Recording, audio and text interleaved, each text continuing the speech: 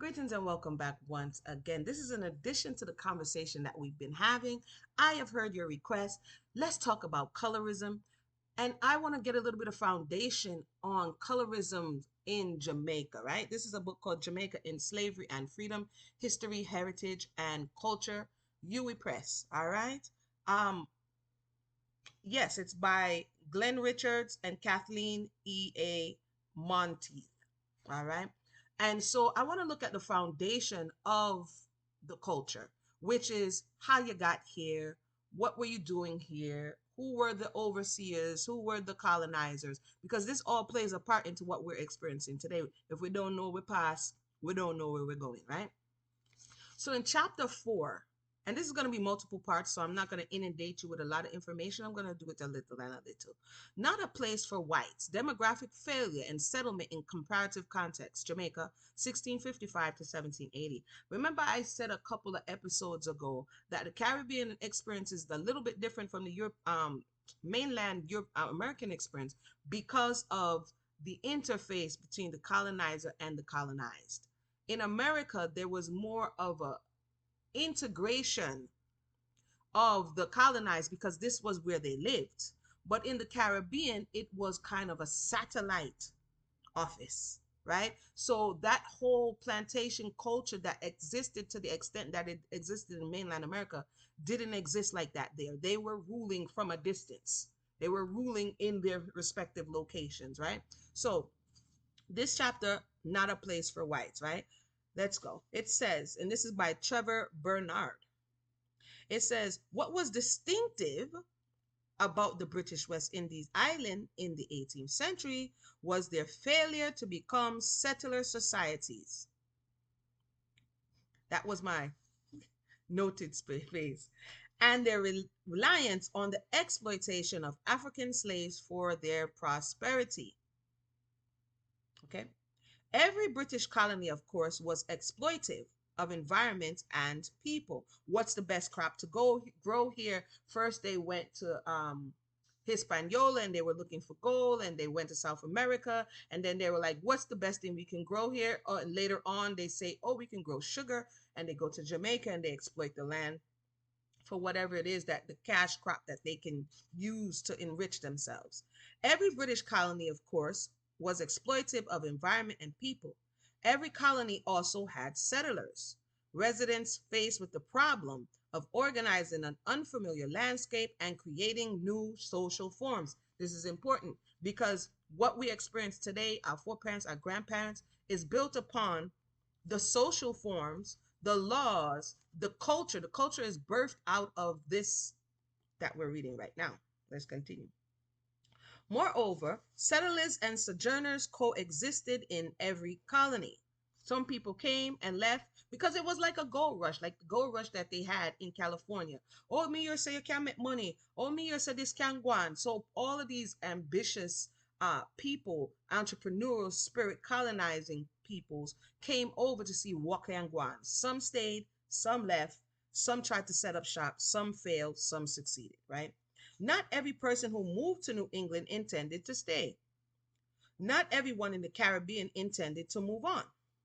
As Edward Braithwaite notes, some Caribbean whites regarded their island residence as their home and inhabited a degree of local patriotism that comfortably favored to mainland colonies. Because remember also that the conditions, it's like when European settlers started to go south. Some of them couldn't handle it. The heat, especially when you go down into Mississippi and all of these areas, Alabama and these places, they couldn't handle the heat, much like the Caribbean. Not everybody could handle the heat. Yes, what is important is the trend towards either increasing commitment to settlement or expatriate exploitation. The trend in the Caribbean was towards the latter. You go there, you see wagwan, you set up shop, and you galang back of your yard, right? And then wait for them send you the royalty check them. It says the trend in the mainland North America was to the former. Same thing what we just said. Okay? That's what I was saying in the last video, that it was a different culture. So you can't take it across the board. And that's why people were pushing back on me about what I said about Marcus Garvey taking his experience in the Caribbean and trying to cross it over to what was happening in America. And you can't necessarily do that. And this is the reason why, is because the setup was different. It was reminiscent in that you have a colonizer and a colonizer and a colonized, but it was different in the way that they interfaced. It says this chapter explains why the largest and most important West Indian colony, and a lot of people, shout out to all the people from the Caribbean, but at first Barbados was like the crown, because Barbados is one of the first, if not the first island you hit when you're coming west. But Jamaica became the place where money was made through the sugar trade, right? So this says that this chapter explains why the largest and most important West Indian colony, Jamaica, did not develop a settler society. That is important to note. Jamaica did not develop a settler society. So the construct is going to be a little different. The usual explanation for the comparative failure of settlement in the 18th century Caribbean is that the early transformation of the Caribbean islands into extremely effective plantation systems deterred settlement by smaller or smallholders and artisans. Basically, you did need some money. That's what I'm getting. You tell me what you hear in the comment section. Basically, it wasn't no small venture if you are going to try set up shop. You have to have money, you have to have the wherewithal, you have to can do this thing. So the smaller entrepreneurs then didn't see it as advantageous as those, because you had to know what you were doing. It says, yet the establishment of plantation systems on the mainland enhanced settlement. I like this compare and contrast. Yeah, I know I like compare and contrast. Both Virginia and South Carolina became settler societies after the plantation system took hold. And Virginia, it was one of the first colonies that is settled here in the mainland Americas, right? The Caribbean were being settled first. And as they continue to push across, then it's like, oh yeah, we can plant something here. And the first crops is like indigo, tobacco, them something, right? And then as it grew, the British, they decide, okay, they're moving in. All right.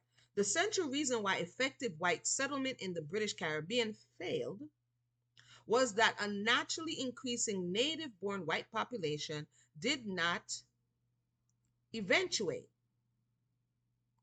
Much as they tried, white islanders were unable to transform immigrant-dominated societies into native-born societies. At first, the British did well in the Caribbean. In the 17th century, Barbados was a stunning success. And that me just say, if you look at it, Barbados was Little England, the crown of the Caribbean, right? And you can even kind of still see remnants of it or hear remnants of it in the Bajan Cockney, in the way in which the Bajan speaks, right? Shout out to those from Barbados. Shout out to Barbados, brothers and sisters. It says, at least, I'm not going to do my Bajan accent for y'all. It's kind of tight though. I don't know. At least by the terms laid by the most prosperous residents of the colony. By the 1660s, Barbados was probably the most densely populated and intensely cultivated agricultural area in the English-speaking world. Why again? Location, location, location. Geography. Look at Barbados on the map. Look at the trade winds, how you got to cross, who you gonna buck up first? Barbados. It says the colony exemplified more fully than any other early British American settlement. Because remember, at first, Jamaica is not under the British, right? So, and who was the first in this trade? Britain comes in later. The trade starts mid 1400s. The first people in the trade, surprise, surprise, are the Portuguese, right? They are the ones who have almost a monopoly on the trade for like 200 years, fam. A good portion of time, they have a monopoly on the trade. I don't want to go down that rabbit hole, but the British came in afterwards. But let's continue here. Where we at now? Talk to me. Where we are say? Hopefully, I'm not going too fast because we're trying to establish. We want to look at colorism in the Caribbean, but we got to go back a little bit so that we can see how the thing's set up and why, if you're going to examine your level of colorism that you experience, why it may look a bit different. It may be the cousin, our distant half brother, our sister too, what someone else is experiencing, but it manifests itself differently, right? It doesn't mean one is better or worse. It just means this is why it is thus. Let's continue now. I said, Tata Muna, she like do I read book in a go outside. Wee. Let's go. It says here, I wish I had me there. The colony exemplified more fully than any other early British settlement the principal features of colonialization in the 17th century British Empire, material aspirations allied to exploitation of land and people, a high degree of individualism with a multicultural and heterogeneous society. Different people, and the society is heterogeneous, it's integrated, right? And fervent pursuit of upward mobility in order to achieve a happiness largely defined by conspicuous consumption. What you have, who you know, this, that. Because at this time now, the world is the European world is seeing that by getting these natural resources through this triangular trade, they can live a more opulent lifestyle. You can have access to more things. Your clothing is better, your drinks are better, your food is better, right? And so it's copious amounts of consumption that's going on. And it that is one of the things that even unto this day is happening, which is actually destroying humanity. But let's continue. By the 1660s, Barbadians had begun to look to other regions where fresh, fertile land could be exploited. What I'm getting from this is that there may have been, and this can be confirmed, a higher population of the European in Barbados than would be the subsequent islands when they begin to expand westward, right? The movement by Barbadians was immensely important. Barbados served as a prototype. That's why I said they used to call it Little England, according to studies, for the establishment of other colonies in the West Indies and in the Lower South. And you will see even a slight difference between Bayesian culture and other cultures, and even in the mentality. I'm not coming from my Bayesian brother and sister. I'm just saying I've interfaced with Bayesians, okay? And you see a different interface between Bayesians and other peoples in the Caribbean because of their longer standing history to a certain degree with the British settlers, colonizers. Let's continue. It's what shot me there now. I know me I say so, you know. It goes on to say historical geographer terms such as prototypes, cultural herds, primary regions of cultural creation capable of transfer to new environments. Like, okay, I'm gonna build this construct yourself, and then I'm gonna look for stamp it wherever I go. I'm gonna look to seed it and recreate it in these other places that we discover.